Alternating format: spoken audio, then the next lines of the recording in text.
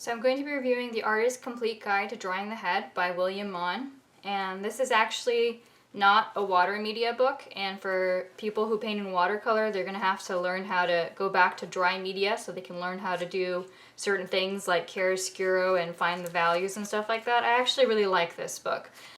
He shows values and how to draw faces and how to really actually get the main part of a face without overdoing it, because actually a beginning artist might think the more detail you use, the more realistic something looks, and he actually teaches you that certain places need more detail and other places need less detail, and also to emphasize certain values and so on and so forth. So this is actually a very valuable book, and I would definitely recommend this because he just does a really good job of faces. The whole book is nothing but faces. I mean, Andrew Loomis is great, and he covers everything: figures, hands, people, and Andrew Loomis is also a much better artist, but this author is also a very decent figure painter.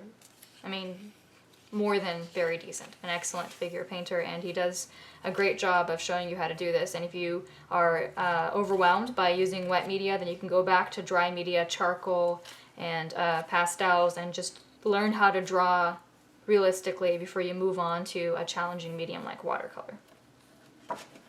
So I would recommend this book.